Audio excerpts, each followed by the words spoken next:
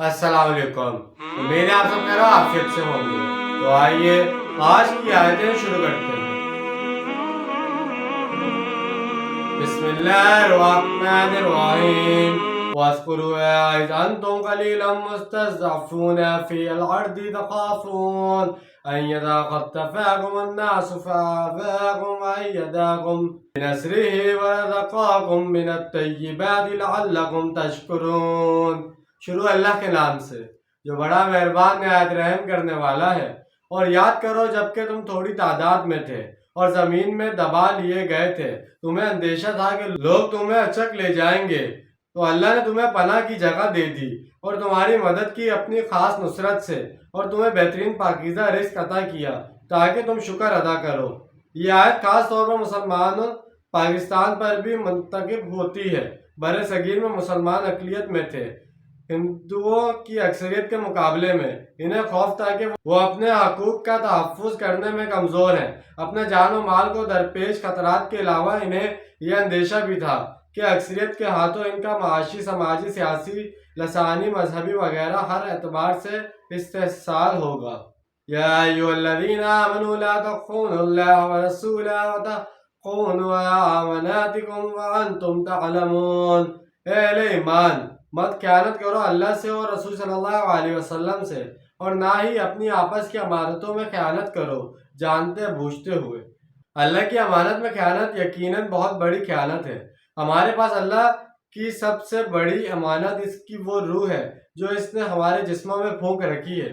اسی کے بارے میں سورہ الاحزاب میں فرمایا گیا، ہم نے اپنی امانت کو آسمانوں، زمین و پہاڑوں پر پیش کیا تو انہوں نے اس کے اٹھانے سے انکار کر دیا اور وہ اس سے ڈر گئے، مگر انسان نے اسے اٹھا لیا۔ یقیناً وہ ظالم اور جاہل تھا۔ پھر اس کے بعد دین، قرآن و شریعت، اللہ اور اس کے رسول صلی اللہ علیہ وسلم کی بڑی بڑی امانتیں ہیں جو ہمیں سونپی گئی ہیں، چنانچہ ایمان کا دم پھڑنا، اللہ کی اطاعت اور اس کے رسول صلی اللہ علیہ وسلم کی محبت کا دعویٰ کرنا، لیکن پھر اللہ کے دین کو مغلوب دیکھ کر بھی اپنے کاروبار، اپنی جائیداد، اپنی ملازمت اور اپنے کیریئر کی فکر میں لگے رہنا۔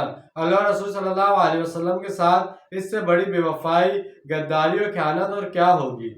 وَاعْلَمُوا أَنَّمَا أَمْوَالُكُمْ وَأَوْلَادُكُمْ فِتْنَةٌ وَأَنَّ اللَّهَ عِندَهُ أَجْرٌ عَظِيمٌ۔ اور جان لو کہ تمہارے اموال اور تمہاری اولاد فتنہ ہے، اور یہ کہ اللہ ہی کے پاس ہے بڑا اجر۔ فتنے کے معنی آزمائش اور اس کسوٹی کے ہیں جس پر کسی کو پرکھا جاتا ہے۔ اس لحاظ سے مال اور اولاد انسان کے لیے بہت بڑی آزمائش ہے۔ یقیناً مال اور اولاد ہی انسان کے پاؤں کی سب سے بڑی بیڑیاں ہیں جو اسے نصرت دین کی جدوجہد سے روک کر اس کی عاقبت خراب کرتی ہیں۔ چنانچہ وہ اپنی شعوری اور فعال زندگی کے شب و روز مال کمانے، اسے سینت کر رکھنے اور اولاد کے مستقبل کو محفوظ بنانے میں اس انداز میں کھپا دیتا ہے کہ اس میں اور کو لہو کے بیل میں کوئی فرق نہیں رہ جاتا۔ اس کے بعد اس کے جسم میں زندگی کی کوئی رونق باقی بچتی ہی نہیں، جیسے وہ دین کی جدوجہد کے لیے پیش کر کے اپنے اللہ کے حضور سرخرو ہو سکے۔ تو جیسے کہ ہم نے 3 آیتوں کا ترجمہ اور تفسیر بیان کی ہے، امید ہے آپ کو سمجھ میں آئے گا اور پسند آیا ہوگا۔ ملتے ہیں اگلی ویڈیو میں، جب تک کے لیے اللہ حافظ، فی امان اللہ۔